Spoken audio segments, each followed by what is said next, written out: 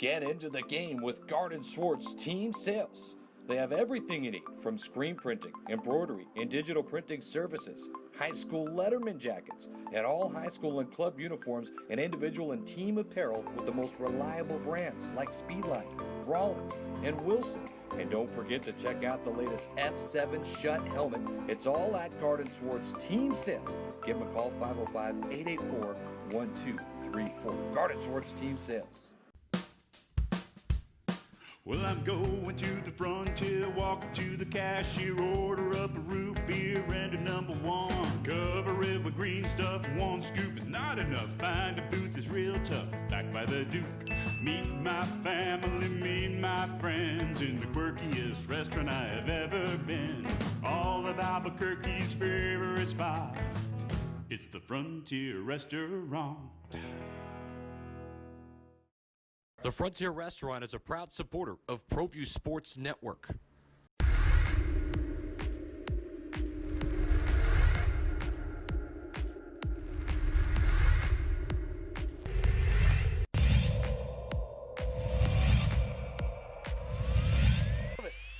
Let's see if Melfi can cash it in. He's got some protection. Deep ball, Erickson's open! Touchdown, Monarchs!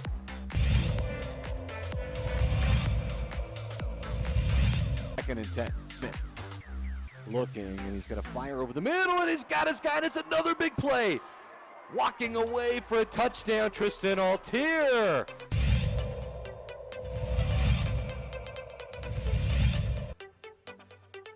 going to hand it off to Chavez. Chavez breaking tackles, look out! Chavez up the sideline, stays in bounds, touchdown, Volcanovis! That replay to I just got get you. the measurement. I mean, Smith's got a fire on first down, and he's on the outside. There's a lot of room for Brad Thomas. A move, and he's set free. Dance into the end zone. Touchdown. So it goes.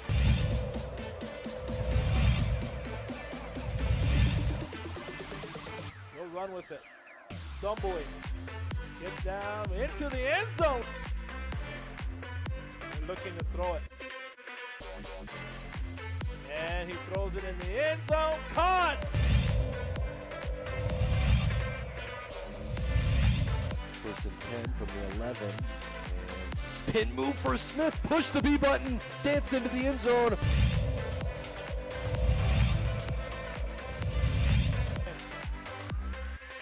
He'll throw it. Looking. Here comes the rush. Stepping up. Pavia now running around. Being chased. Looks across. Throws it up, man's wide open. Ball is caught. Touchdown. Jimmy Gaye.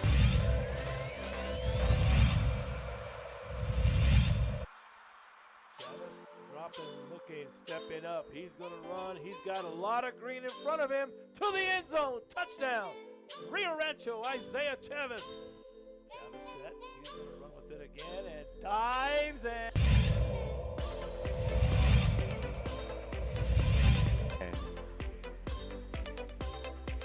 It's Austin Smith, and to the outside, a lot of room. Look out, a foot race down the sideline. All the way on the first play from scrimmage, Chris. That's a touchdown.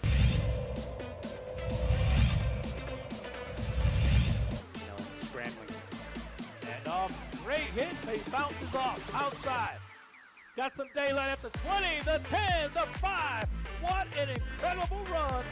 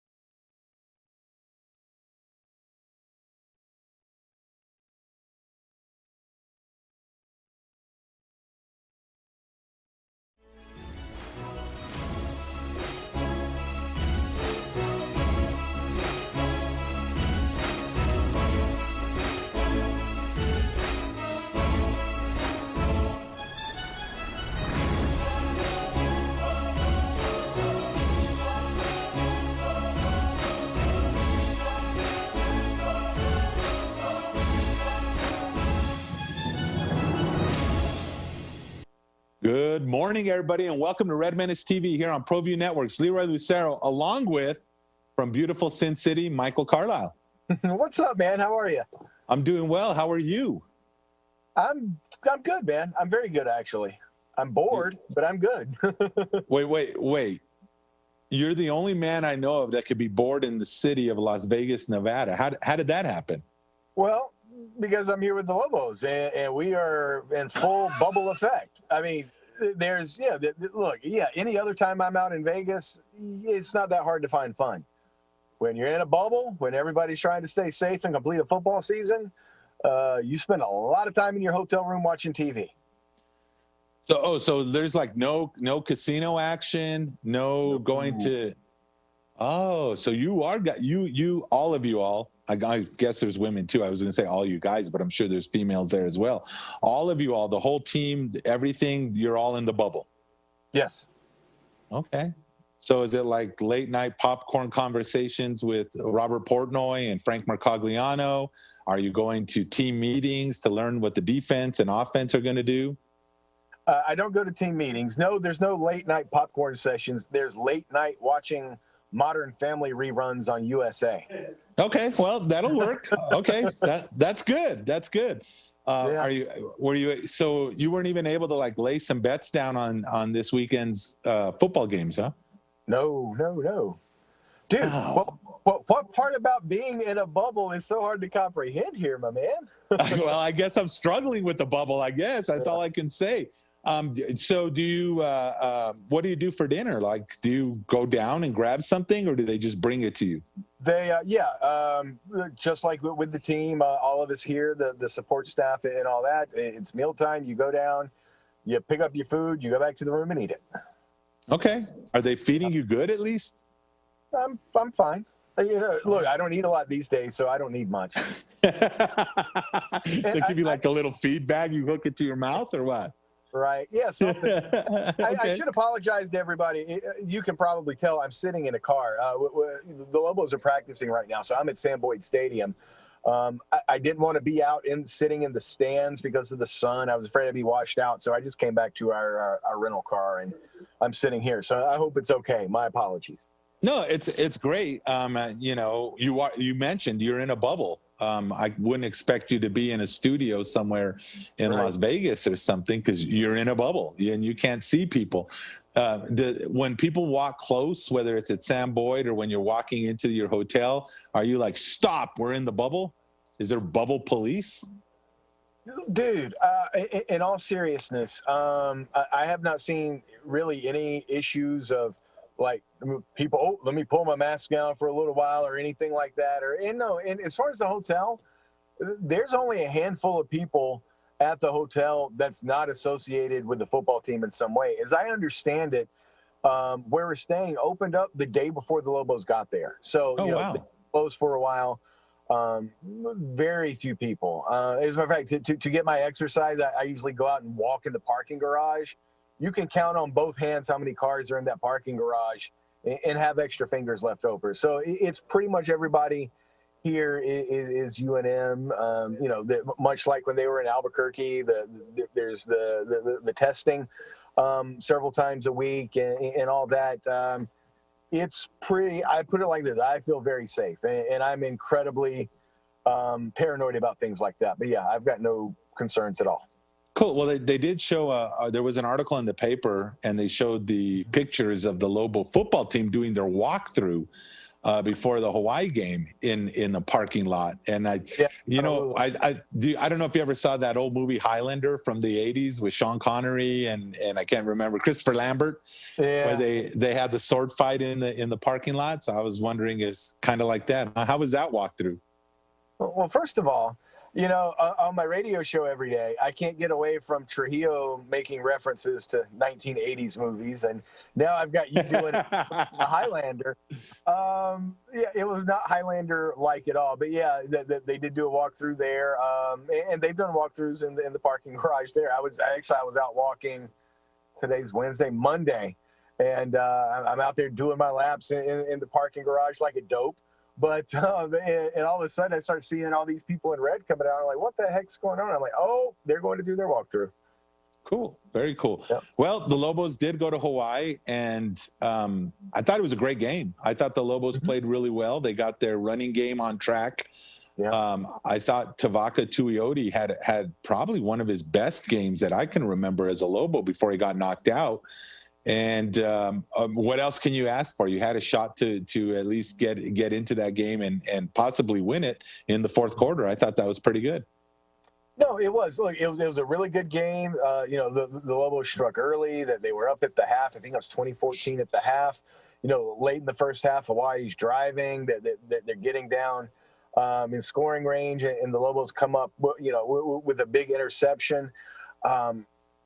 Unfortunately, and look, despite the numbers, and if you didn't watch the game, didn't listen to the game, and you just look at the box score, you're like, wow, what's wrong with that defense? It's terrible. The defense is actually pretty doggone good. The problem, and this is a huge problem, I'm not trying to minimize it, is giving up the big plays. And that really bit the Lobos once again on Saturday. And once Hawaii figured out, hey, we can throw deep, and they don't have an answer for us, they really, went after the Lobos like that, and I thought really took advantage, and that's ultimately what I thought the difference was in the game.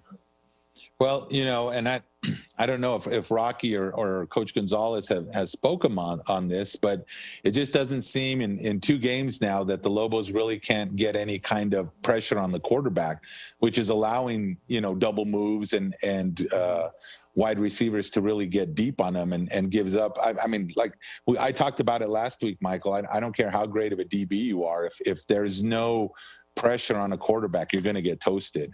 And I think we saw that again this week. It's just like, if there's no pressure on the QB, wide receivers are going to get to that next level. And then all of a sudden, if you have a good quarterback, they're going to toast you. Yeah. I think they've gotten more pressure on the quarterback than they probably did the last couple of years. Now, it has not necessarily resulted in sacks. I'm with you on that, and it still has to improve. But, you can definitely see the effort that they're trying to get back there. The problem is, or one of the problems is, in these first two games, you've played quarterbacks who can move. So when they get that pressure, they can scramble and either pull it down and run or scramble and find the open guy. And look, I'm not trying to make it sound like it's not as bad as it is or trying to polish it up, because you're right. You need to get more pressure. That pressure does need to result in sacks. And I think slowly but surely you're seeing things get there. But you're right. If you can get more sacks, get more pressure on the quarterback, that limits the opportunities for the opposition to try to take advantage of those long downfield plays.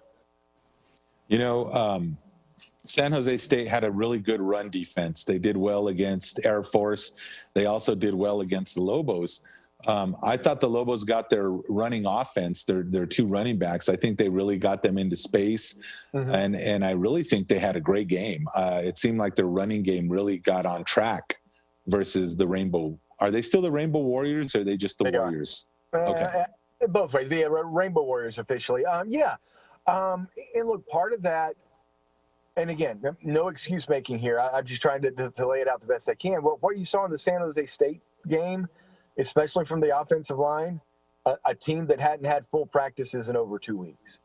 And look, not that 1 week in Vegas fixed everything, but I thought you saw a little more cohesion from that line. And look, obviously, Nathaniel Jones seeing his first action of the season, but back there at running back helped a lot as well. But he had 96 yards. Bobby Cole had 96 yards. And, if you hadn't have been in the situation late where you just had to throw the ball, both those guys probably go for 100 yards. I thought you definitely saw progress in the run game. I thought, especially early on, I thought that the defense looked a lot better. Now that they may have gotten a little tired late, like I said, Hawaii really started exploiting the deep ball and really picking on the Lobo DBs. But, and again, I know, and look, Coach Gonzalez isn't about moral victories. He'll be the first one to tell you that. And I don't like to try to sell people on moral victories either. But if you've watched this team the last couple of years and you've watched them through 2 games this year, you see a lot of difference between last year and this year. I really like the way Cole runs. He's a punishing runner. There was a couple of times that he kind of put people on their butts as he was running over them. I thought that power run, like you said, I thought it was really good. It was impressive. It was fun to watch. once again, I thought you could see where the pieces are coming together. I don't think, I mean, come on, Coach Gonzalez knows. I mean, the coaching staff knew. We all knew. We talked about it over the summer, albeit not on the show. We were talking via home and text and stuff. Everybody knew this team wasn't going to all of a sudden go from worst to first or something like that. But you are starting to see the pieces come together a lot, I think. Mm-hmm.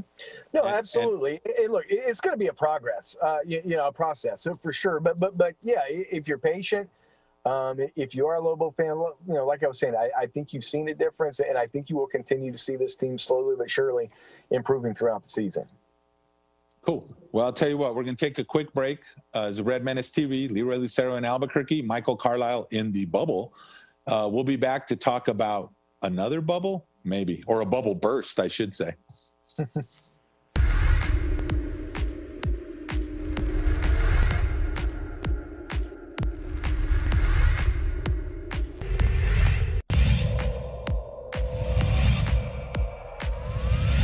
To create space, he gives it off to Rivas for the three, and he buries it. They'll be coming in soon. Double pick set for Avalos. Goes to the right. Avalos puts it up high. Window scores, it is fouled.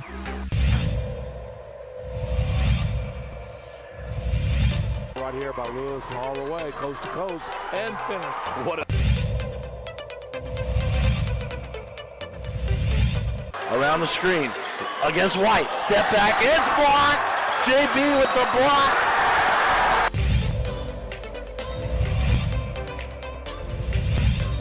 In transition, ahead to hit on for the two-hand hammer. Minutes to go. They've got a shot. They have a chance, and it's put up, and it's good. What a three that is by Jalen.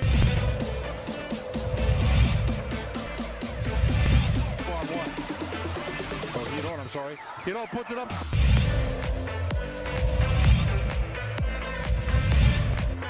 Rebound Cowboys. Right side David Hall. Thank you very much.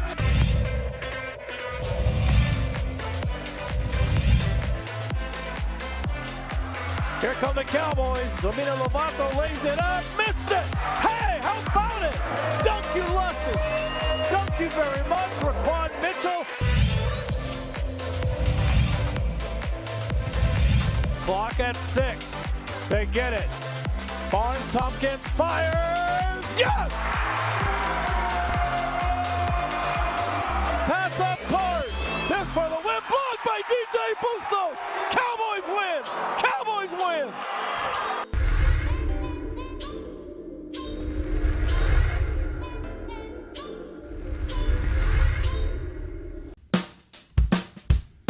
Well, I'm going to the frontier, walking to the cashier, order up a root beer and a number one. Cover it with green stuff, one scoop is not enough. Find a booth is real tough, back by the Duke.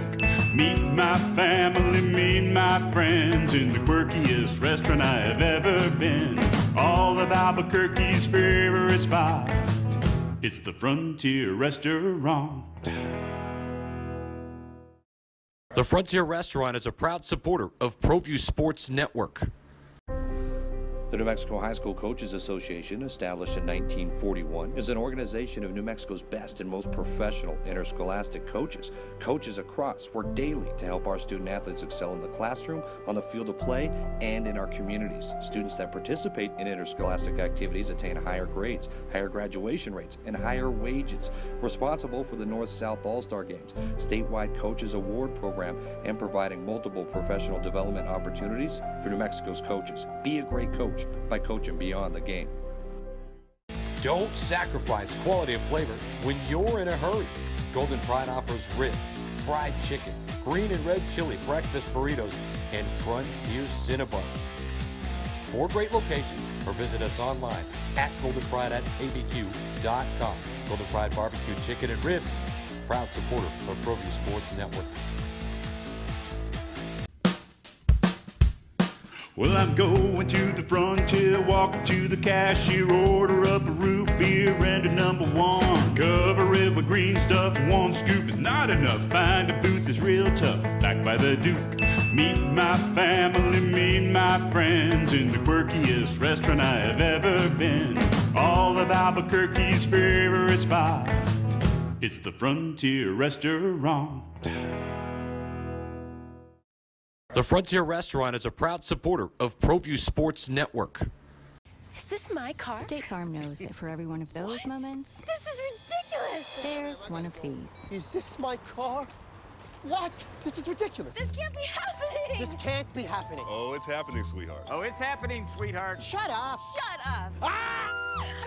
That's why State Farm is there, with car insurance for when things go wrong, but also here with car loans to help life go right.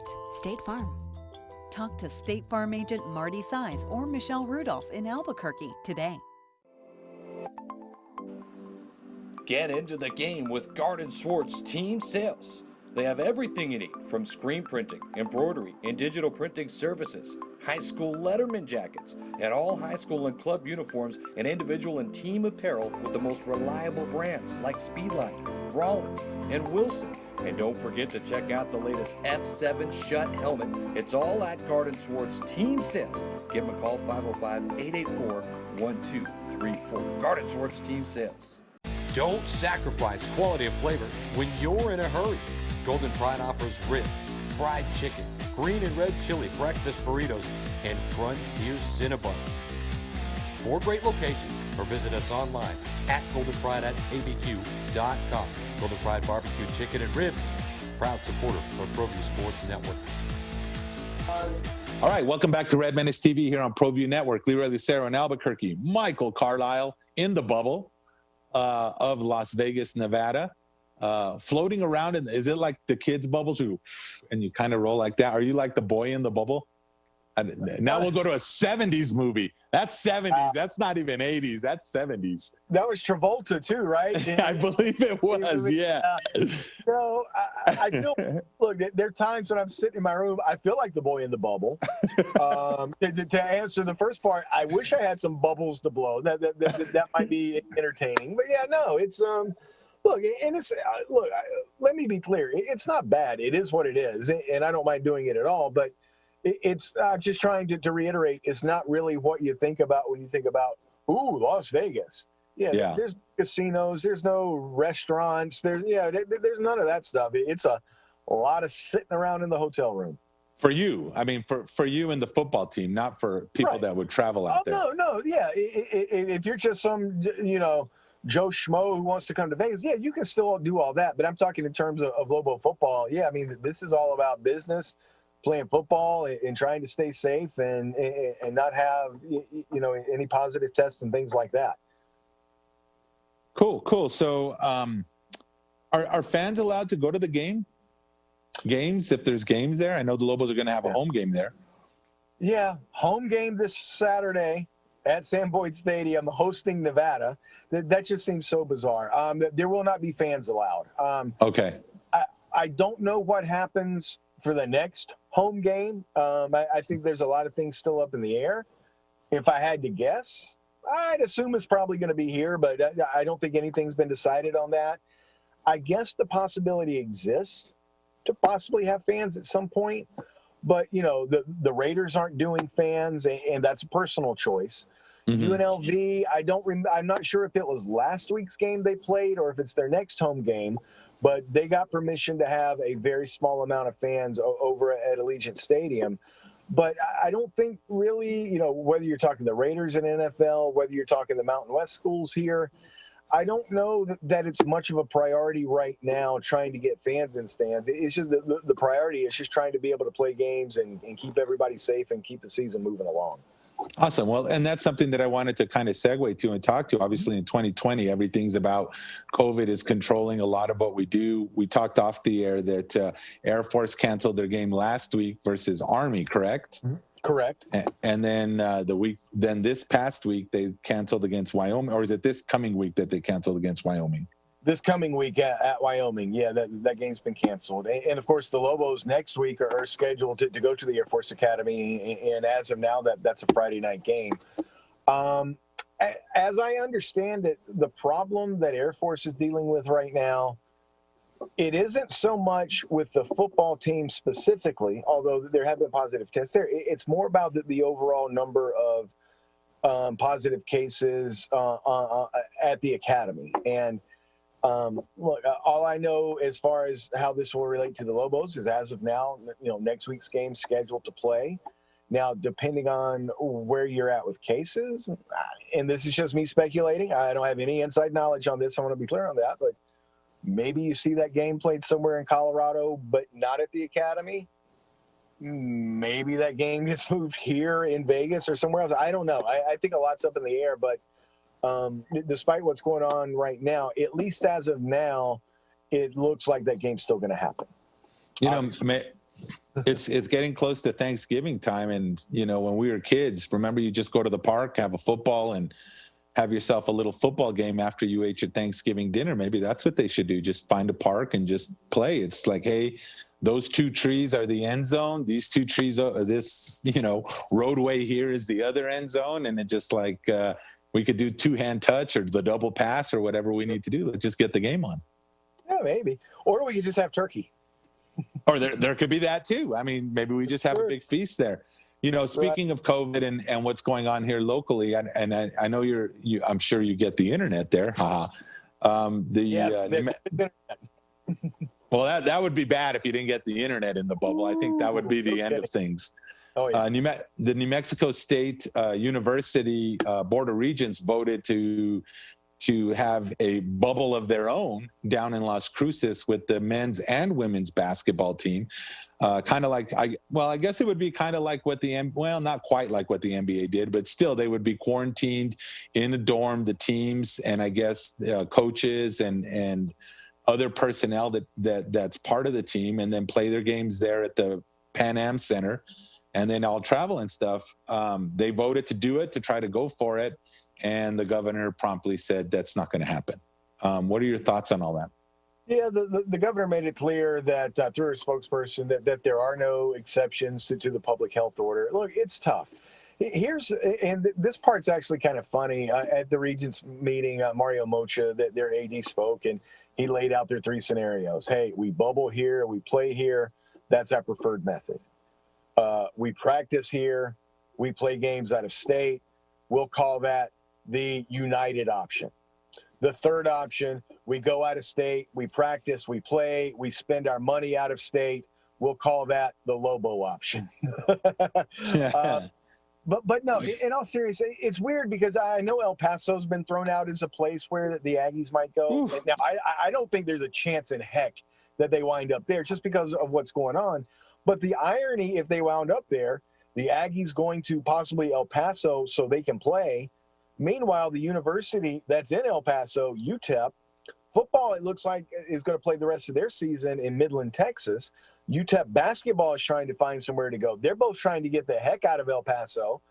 The Aggies might wind up in El Paso just so they can play. Now, again, I think that if they leave the state to play, I think they wind up somewhere else. But just that potential scenario, it just goes to show how wacky everything is in 2020. Yeah, I'll tell you, when I read the article and I checked it out, I'm like, why would that be a safer option to try to leave the state? It seems like the New Mexico, and I'm not an Aggie fan. Right. And so, but it seems like they're doing everything that they possibly can do to keep their student athletes safe, to keep their coaching staff, to keep all the extra personnel that runs around. Obviously, when we're talking a basketball program, we're not talking even a tenth of the numbers that you have in, well, I guess it would be at least a tenth of the numbers that you did with the football program. Because, right, you have off-field personnel there as well, which I guess you would be considered one of those, Michael. Yeah. What is it, like 100 and some? Yeah, it's over 100 here for football. I would think for basketball, you're probably talking about less than a quarter of the number of people, for sure, that you would be for football. To answer your question, it's not so much about going to El Paso because it's safer or going somewhere else because it's safer. it's about going somewhere else because you can practice there and you can play there, and you can't do that right now in the state of New Mexico. Look, bringing this back to the Lobos, you don't really think they just want to hang out here in a bubble, do you? No, they'd like to be home. No, right. The preferred thing, if it were allowed, would be to practice in Albuquerque, do their bubble stuff there, play the games in Albuquerque. That wasn't an option. And oh, by the way, as far as Aggie basketball and what they're trying to figure out, do you know who else is going to have to do that exact same thing? Lobo basketball. Right. Yeah. Whether that's coming out here too, whether that's going somewhere else. But yeah, if the Aggies aren't allowed to practice fully and play games in an empty Pan American Center, the Lobos aren't going to be allowed to practice and play empty games at the Pit either. Yeah, I mean, it's honestly, it's mind-boggling to me. I could see if you just had people running around doing whatever their thing is, and if they weren't taking the precautions necessary to keep everybody safe, but they are doing that. I think the Lobo football program has gone above and beyond. At least talking with you and some of the things you've described, I think they've gone above and beyond to keep their student athletes safe, to keep everyone safe, as safe as you can be. I mean, you have to live. I mean, no matter what, you have to live. I mean, everyone can't just stay in their house for the rest of their lives or until this passes. Right. I mean, you have to live, and these are young people. They want to play. The coaches and personnel and the universities, they know what they want to do. It's their choice. They're choosing to give it a shot. Everybody else is doing it. I still don't understand why we have to be one of the few states that isn't doing it. Well, and I hear you, and I don't disagree with you. I think what it comes down to is the governor and state officials have to decide how important is it to play these games. Now, obviously, the other side of that is the other 49 states have worked with their universities to have athletics and all that. But to be honest, when you're testing everybody 3 times a week, when you're keeping them, even back in Albuquerque, look, it's not like they're all hanging out and partying and stuff like that. They're all, we're all locked down. Coach Gonzalez has talked about how they all volunteered to give the staff access to their GPS tracking on their phones. So, the staff could always monitor where they're at and make sure nobody was doing anything crazy. Here's the ultimate reality. You can be as safe as you want. It doesn't guarantee anything. You just have to decide what's worth the risk and what isn't. Obviously, for athletics, both the schools here in New Mexico feel like it's worth the risk, much like schools all over the country do. The governor's office doesn't feel like it is. So hopefully some middle ground can be reached. I kind of doubt it. I think you'll probably see both basketball programs playing outside the state, which I think is a disaster. So there was an article that the Lobo football team is going to make more money playing out of state than not playing it. Well, obviously they're not playing at all, but I mean, obviously you don't have game day, before. It's just like, okay, let's sweep the stadium, clean it up, get everything prepared. And then hopefully more than 8,000 people show up, and then you have to clean it all up. Obviously they don't have that cost now. They just have the cost of being in Las Vegas, but I guess they're going to make money this year on that. Well, yeah, look, I'm not in the loop on all the financials specifically, but here's what I do know on that. The money that they're spending to be out here is coming from the money they get from the Mountain West TV package. So it's not costing the taxpayers anything like that. They're playing these games because they're still going to make money, right? All right, I'll put it like this. I don't know what it costs to rent Sam Boyd to practice, but I do know that for game day on Saturday, it's going to cost the Lobos less than it costs the average person in Albuquerque rent on an apartment, and it's going to cost considerably less. So they're getting Absolutely. A really good deal on that. I don't know for sure all the particulars, but yeah, if they weren't making money doing this, let's be honest, that they wouldn't be doing it. It wouldn't be worth that going through all the hoops during a pandemic. All right, Michael, I'm going to have to let you go. We're at the end of the show. You're going to have to go back into your bubble. No contact with the outside world. We'll see you next week. Enjoy this weekend's game. We'll see you all next week here on Red Menace TV, and we'll turn it over to Mika. God bless you all.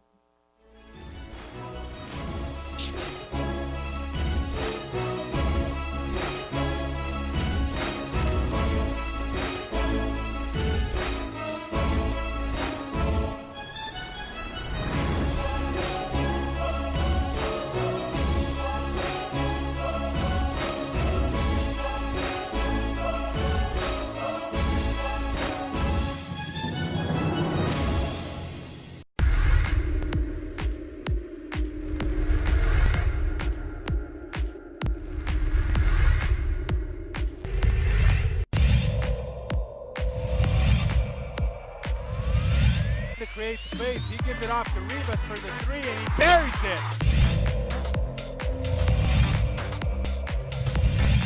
They'll be coming in soon. Double pick set for Avalos. Goes to the right.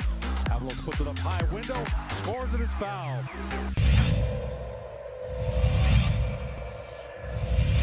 Right here by Lewis all the way, coast to coast, and finish. What a... Around the screen. Against White. Step back. It's blocked. JB with the block.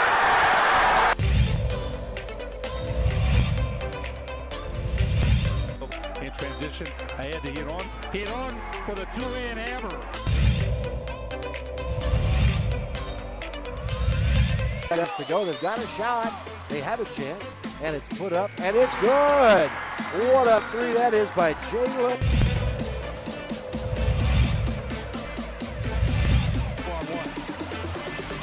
I'm sorry. Hidon puts it up.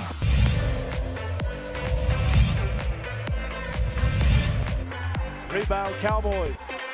Right side David Hall. Thank you very much.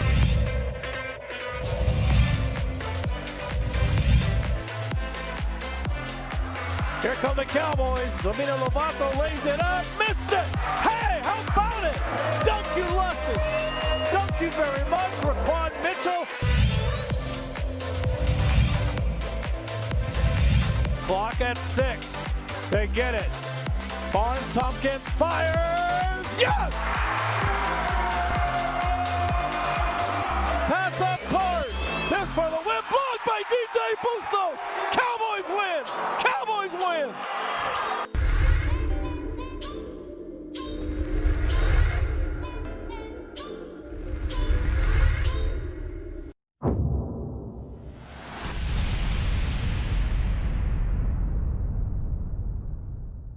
Thank you, Leroy and Carlyle. Welcome everyone to the Caged Minds portion of Red Menace TV here on ProView Networks.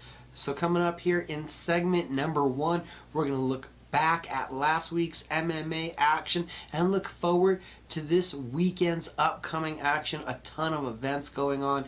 Fights almost every day this week, including tonight and last night. And then in segment number 2, we got portions of 2 great interviews available at cageminds.com right now, but we'll get to those in just a moment. Like I said, let's look back at last Wednesday's. It's the 8th edition of the 2020 Contender Series from Dana White. 4 fights on this card. Unfortunately, COVID-19 canceling 1 bout. 4 fights, 4 knockouts, 4 contracts handed out, including Ignacio Bahamondos with an Anderson Silva-esque front kick up the middle, and in the main event, Carlos Ubrig getting the finish with left hooks. So those 2 knockouts I wanted to definitely highlight out of the 4. We also had 1 championship action over in Singapore, and still your welterweight champion with a come-from-behind victory. It was a dominant 3 rounds of grappling for James Nakashima, but Kareem Azamov regrouped from those rough moments and was able to catch Nakashima coming in the 4th round with a knee, and then swarm with strikes, putting Nakashima on his butt and flying in with a fight-finishing knee where strikes to a opponent in that fashion are legal in that promotion. Again, an amazing come-from-behind victory there. We also had Bellator 251.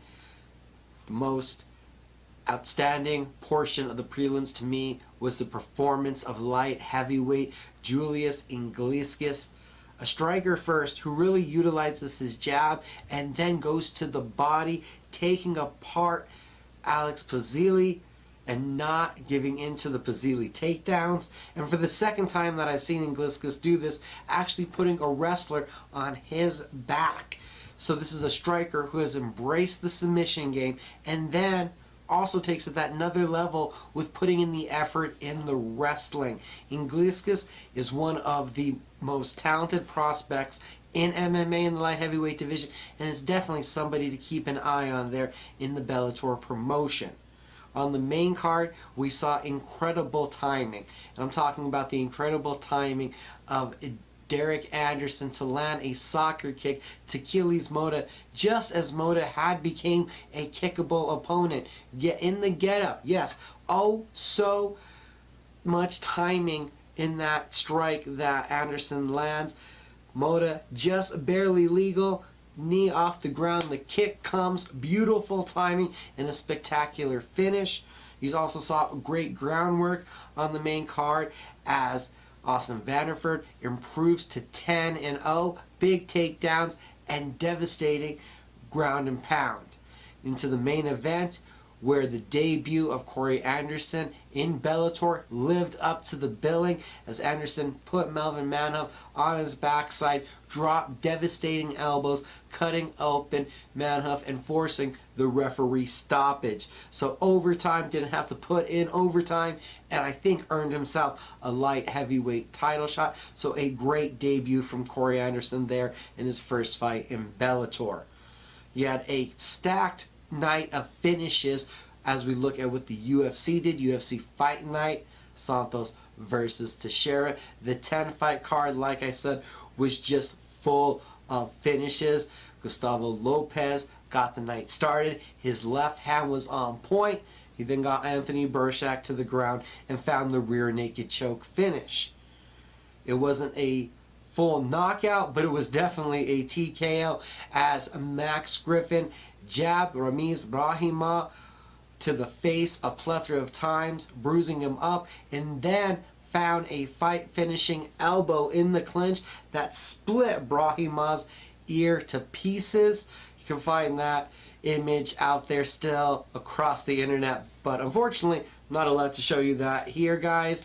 You had Darren Elkins. He is the damage. He took it to the face, but he embraces that grind using his wrestling and is able to get the rear naked choke victory over Eduardo Garagori. You saw another bright prospect in the heavyweight division finally debut as Alexander Romanov takes down Marcos Rogerio de Lima, and in a not often seen fashion forces De Lima asleep with the forearm across the choke, across the throat. That choke is normally more just done for discomfort, trying to get guys who are stuck in an opponent's closed guard, trying to get that guy to open the guard. But Romanov, with massive force and power, cuts off the artery and puts De Lima to sleep. Brutal finish, incredible stuff there. You saw Trevin Giles be able to cut off the octagon, corner Bevon Lewis, and unleash big hooks, getting the stoppage there in the featured prelim.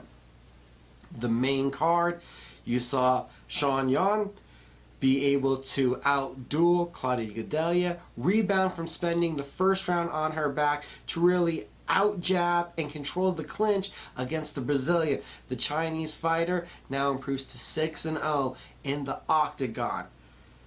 You also saw kickboxing veteran Giga Chikadze finally start to put it all together, teeing off on short notice replacement Jamie Simmons. The kick first went to the body and then went upstairs, knocking down Simmons. Chikadze finding the finish with the ground and pound.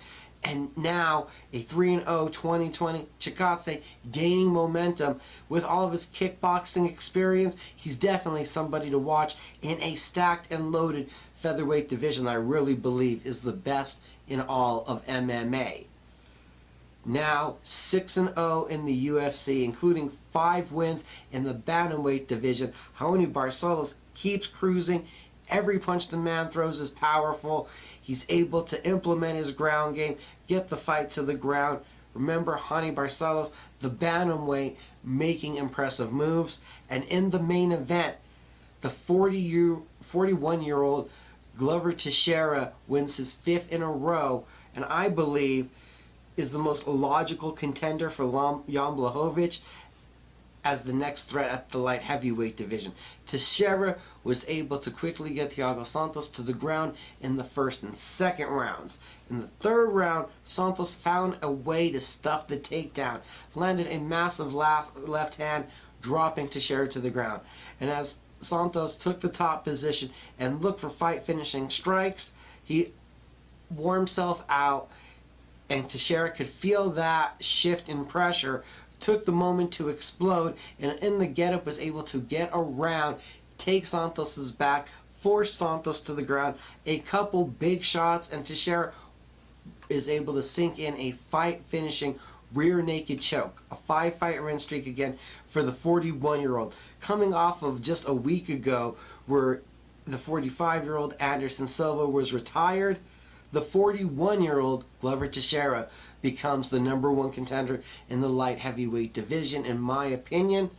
Go to Mika Frankl's Cage Mind on the CageMinds.com website. That's the podcast I have up to hear more of my opinion on the title picture there in the UFC's middleweight and light heavyweight divisions. This week's action, well, you got action tonight. XFC, promotion that was once here in America and was showcased on Access TV. The promotion then transitioned owners and went down to Brazil for a couple years and is now back in America and on NBC Sports. Tonight, XFC 43 coming at you with Guillermo Ferreira, who's 16-8, taking on UFC vet Andrei Sukumtov, 13-8. Your co-main event is Jessica Jag Aguilar, the former Bellator and WSOF women's strawweight champion, taking on fellow former UFC vet and former King of the Cage champion Danielle Taylor. You also have UFC vet Kurt Holobaugh and Bobby Nash on the card, not to mention WSOF vet Mike Hill. So that is your Wednesday night MMA on NBC Sports. Thursday night, you go over to CBS Sports Network for Bellator 252. On the prelims, there's a couple local ties representing the Jackson Wink Academy. You're going to see Manny Moreau against Devin Powell, and you also have on the card Aaron Pico against John De Jesus. The 3-fight main card, big implications. 2 Bellator featherweight Grand Prix quarterfinal matchups, and kicking it off the main card is a matchup between unbeaten welterweights. Yaroslav Amaslov and Logan Storley will do battle to see who is the next to challenge Douglas Lima for that Bellator 170-pound title. Well, Daniel Weichel and Emmanuel Sanchez meet for the second time in a featherweight Grand Prix quarterfinal. The featherweight Grand Prix quarterfinal main event is also a featherweight title fight as Patricio Pitbull Freire defends against Pedro Carvalho. That's Thursday night. We take Friday off, no MMA action. Saturday, of course, there's UFC Fight Night on ESPN+. Dontrell Mays from the Jackson Wink Academy is taking on Roku Martinez. Antonio Arroyo, the middleweight, has spent a good portion of time here. The Brazilian takes on your boy Eric Anders. And then the main event on short notice, just days notice, Paul Felder, 17-5, jumps in to welcome back former lightweight champion returning to the division, Rafael Dos Anjos. That is your 5-round main event here on short notice, sure to deliver a lot of action. There's much more Cage Minds in just a moment. Well, I'm going to the frontier, walking to the cashier, order up a root beer and a #1. Cover it with green stuff, 1 scoop is not enough. Find a booth is real tough, back by the Duke. Meet my family, meet my friends in the quirkiest restaurant I have ever been. All of Albuquerque's favorite spot, it's the Frontier Restaurant. The Frontier Restaurant is a proud supporter of ProView Sports Network. The New Mexico High School Coaches Association, established in 1941, is an organization of New Mexico's best and most professional interscholastic coaches. Coaches across work daily to help our student athletes excel in the classroom, on the field of play, and in our communities. Students that participate in interscholastic activities attain higher grades, higher graduation rates, and higher wages. Responsible for the North-South All-Star Games, statewide Coaches Award Program, and providing multiple professional development opportunities for New Mexico's coaches. Be a great coach by coaching beyond the game. Don't sacrifice quality of flavor when you're in a hurry. Golden Pride offers ribs, fried chicken, green and red chili breakfast burritos, and Frontier Cinnabons. 4 great locations, or visit us online at goldenpride@abq.com. Golden Pride Barbecue Chicken and Ribs, proud supporter of ProView Sports Network. Well, I'm going to the frontier, walking to the cashier, order up a root beer and a number 1. Cover it with green stuff, 1 scoop is not enough. Find a booth is real tough, back by the Duke. Meet my family, meet my friends in the quirkiest restaurant I have ever been. All of Albuquerque's favorite spot, it's the Frontier Restaurant.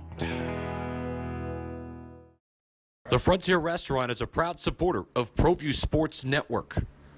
Is this my car? State Farm knows that for every one of those moments, This is ridiculous! there's one of these. Is this my car? What? This is ridiculous. This can't be happening! This can't be happening. Oh, it's happening, sweetheart. Oh, it's happening, sweetheart. Shut up. Shut up! That's why State Farm is there, with car insurance for when things go wrong, but also here with car loans to help life go right. State Farm. Talk to State Farm agent Marty Size or Michelle Rudolph in Albuquerque today. Get into the game with Garden Swartz Team Sales. They have everything you need, from screen printing, embroidery, and digital printing services, high school letterman jackets, and all high school and club uniforms, and individual and team apparel with the most reliable brands like Speedline, Rollins, and Wilson. And don't forget to check out the latest F7 Shut helmet. It's all at Garden Swartz Team Sales. Give them a call, 505-884-1234. Garden Swartz Team Sales. Don't sacrifice quality of flavor when you're in a hurry. Golden Pride offers ribs, fried chicken, green and red chili breakfast burritos, and Frontier Cinnabons. 4 great locations, or visit us online at goldenpride@abq.com. Golden Pride Barbecue Chicken and Ribs, proud supporter of ProView Sports Network.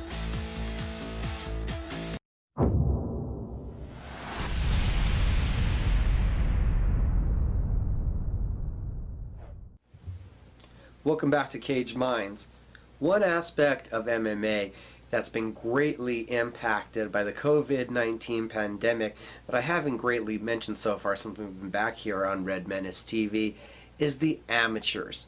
The amateur ranks have really been depleted. Not much amateur competition going on, and we know, especially here in New Mexico, there's no amateur competition going on. Couple fighters I was able to talk to this week from the Jackson Wing Academy will be heading up to Davenport, Iowa, November 20th for Cage Aggression 29 to continue their amateur competition. So first, we're going to take you to an interview I conducted recently with Eileen Villalobos. Talking about the fight coming up, going to be taking on Payne Olenek. I probably totally messed up that name. Do you know anything about your opponent heading into this one? Watching her fight videos, the first one, she did a lot of ground. She didn't finish. I honestly thought she won the first fight. Like, she had a lot more control. But I guess the referee saw something else that I didn't. I would have given her the fight, like, honestly speaking, like, from a fighter to fighter. She couldn't finish her techniques. Like, she had like good techniques, but she just couldn't finish.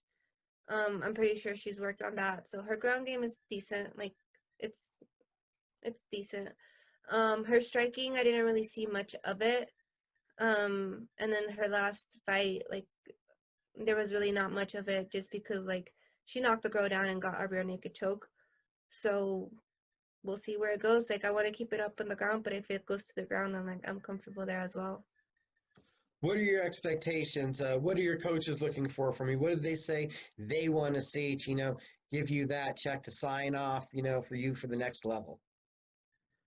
They don't want me to brawl. They don't want me to be there and like just kind of how I did my last fights.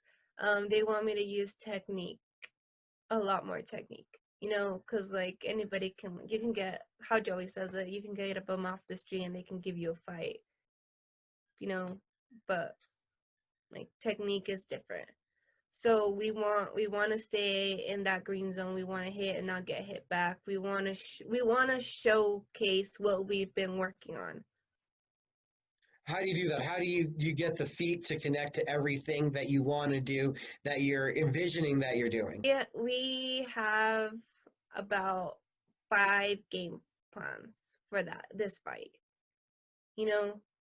We've worked on what we could work and what we have to work.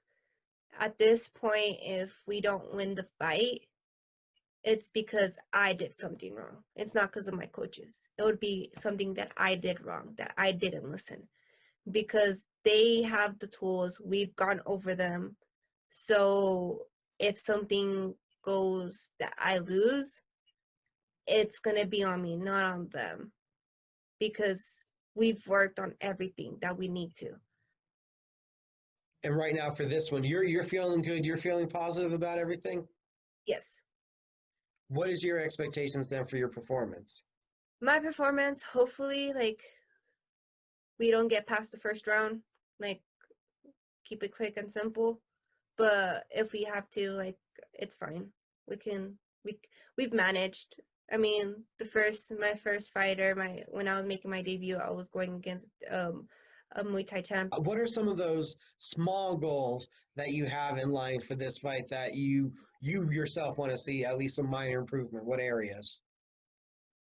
I want to be able to, for myself, to cut the angle, like when I'm striking, instead of coming like so much like back and forward. I want to be able to cut the angle, which I've done a really good job in my sparring sessions lately.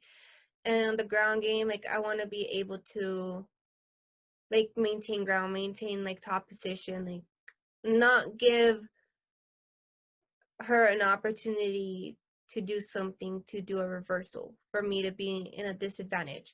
I want to be in an advantage position. I want to win. I want it to all be mine. It's like very selfish for me to say, but in a fight, like I want the arms to be here, like so I can hit. I want, Also, one thing to bring up, it's definitely an improvement. I know the goal was to get you down in weight, and now you're there. Now you are a flyweight, starting off having fought at featherweight. So that has to be somewhere a notch off the goals list, right? Yes. Like weight just started coming off. Like I'm not even dieting. And like, last time, like, like what I went through. Like last fight. I was stepping on that plane weighing 142, 143 and cut down. So I literally roasted like a chicken. Like I was 2 shades darker than I was when I got on that plane. Like I feel strong, like I'm lifting a lot heavier than I was last camp, being much lighter than I was last fight camp. November 20th, you get to get in there and compete. How does that feel? I'm excited. Like I'm excited to get out there. Iowa crowd was amazing last time. They treated me very, very well, Like anywhere I set foot, I want to leave an impression. And I don't want to leave a bad impression. I want to leave a good impression. I don't want it to be like, oh, like even if I lose, like I don't want to be like that person that loses and was like blah blah blah blah, like I want to be like, well, thank you, like like I want to be grateful for the opportunity that was handed to me at that moment. Like I always want to leave an imprint. I want to leave a legacy. I want to leave a great legacy, saying that like she was honest, kind, a hard worker, and people can see that. People can see that even if they don't know you. People can see that from the outside. What's your prediction for November 20th? November 20th. I know we're gonna come back to New Mexico with 2 wins. They might be pretty, they might not be pretty, but a win's a win. The final fight of Cage Aggression 29 up in Davenport, Iowa on November 20th will be a heavyweight contest. Let's hear from Dwight Aka Matters right now. Jackson Wink Amateur Heavyweight, November 20th, Davenport, Iowa. Cage Aggression 29 heavyweight title fight. So let's start there. First fight in a while because of the pandemic, and it's a title fight. How's all that sound to you? It's amazing. I'm excited. I usually, deal with all these long layaways because I always get like fights pulled out or something happens. But now we're in a weird, strange time in the world to kind of help me. Now I'm just focusing on training, and that's it. Start off with the training. What's that been like, and how has the pandemic affected your schedule? It hasn't really affected us as much. I mean, we all have a little group of people that will go out there and train, and we all get together. We'll message, be like, hey, you guys want to get some light sparring in? You want to get some drilling in? Luckily, I live in New Mexico. Albuquerque has amazing foothills. My cardio has been great. I've been focusing a lot on running. I'm still running a lot with the dogs out in NM Dog. So it's been fun working on cardio and just, having fun with it, having fun being able to train with people that, are still in the hustle, still trying to get in contracts with fights. We have a lot of people coming out of Jackson's right now, especially in the heavyweight division. It's been killer. It's been a lot of fun. Yeah, what's that been like for you in particularly? I know that Davion fought just a couple months ago, and I believe he's getting ready for another one. Unfortunately, didn't come out victorious, but Maurice was just in action last weekend. Right. So you guys have been active as a team. Yeah, it's been definitely active. We've been doing a lot of group trainings. So it's been fun. Like we have all those killers, like you said, Davion, Christian, we have Maurice Green, Juan Adams, and all there's a lot of new upcoming heavyweights too. So it's been fun enjoying the process, man. We've just been over there learning all the things. Luckily, we've been having Greg Jackson and Mike Winklejohn here in our corners, helping us with classes. And man, the coaching staff at Jackson Wink has been great with us, man. They've just been helping us, seeing what's new out in the world, what the MMA world is doing, and helping us to stay on top. Your fight, and particularly coming up, Davenport, Iowa, heavyweight title fight, and taking on what looks to be the top prospect coming out of Illinois, Martin M. Vincel. What do you think of this fight? I think it's gonna be a good fight. I mean, this is kind of a good guy with a good record, Like we both have been we both have high records, and we're both like at that next point where we're ready to go pro. It's gonna be a really great fight. I'm excited for it. I've been doing a lot of training with it too. I mean, like I've been actively keeping up, so I've just been waiting for any opportunity that comes my way, and luckily I got this opportunity to come my way, and I'm gonna take it. What have you learned about Martin in lead up to the fight? I've learned that he's a really heavy-handed. He's a wrestler, likes to use a lot of his wrestling, or try to at least. But like I said, man, I'm just gonna see what I'm gonna dissect him. I'm gonna see what I could do. I'm gonna see what's there at the moment, and it's gonna be a good fight. Obviously, I have a lot of reach over him, but that's been my biggest issue. A lot of the times, I'm a huge person. So I'm gonna be able to see what I could do. Like if he wants to go wrestling, hey, I let him know. Like you're not gonna take me down. And if you do, I'm good on the ground too. I love my jiu-jitsu. You want to come back, strike with me? Let's strike. 10 months. What are we gonna see different out of Dwight? Oh, everything. A clear mind, Dwight. Everything's nice and relaxed. I'm having fun with my training. I'm having a good, clear path of what martial arts is and how to actually engage and do everything that I'm doing. Like everything has a purpose. Everything in martial arts has a purpose, right? Like I'm not just gonna go out there and be like, okay, I gotta go. Like no, I'm gonna be nice and calm and relaxed about this fight. It's not. I've learned a lot since my last fight. And talk to me about the mindset. What differs now? What's changed? What have you learned? I've learned that I gotta take my time with this. It's not something that I'm trying to rush with it. I'm trying to be nice and calm. There's gonna be a different mindset Dwight in there. It's gotta be. I don't have nothing to prove except, I'm just going to go out there and have fun with everybody. Like, I felt like there was a lot of pressure in my last fight. And now I'm just keeping it clear. Like, I'm doing this for myself and no one else. And for this one, it's a different atmosphere. Eileen Villalobos is on the card. She said that you, her, Seth the Beta, and Joey Villasenor. So it's the four of you guys heading out there. It's a team road trip. Yeah, and that's what I like, man. I like to go to other people's places and show them who we are. Like I like to bring the mountains to them, like let them know Jackson Wink is still number one out there. And we have a lot of good prospects, and we're one of them. I'm excited to be in a fight card with her as well. It's gonna be a fun night, man. Check out the complete long-form interviews with Eileen and Dwight, both at cageminds.com. And while you're there, also check out my interview with Bellator 252's Manny Moreau, taking on Devin Powell on this week's prelims. We covered a lot here on Cage Minds. Thanks for tuning in to Red Menace TV on ProView Networks.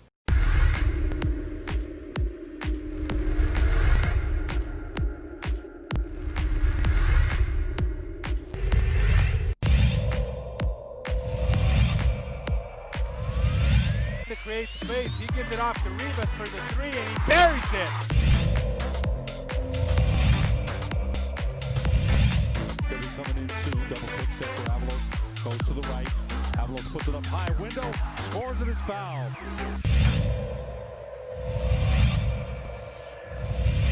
Right here by Lewis all the way, coast to coast, and finish. What a... Around the screen. Against White. Step back. It's blocked. JB with the block.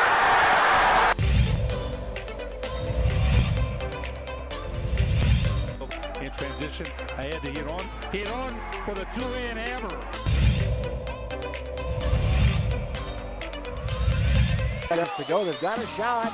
They have a chance, and it's put up, and it's good. What a three that is by Jalen.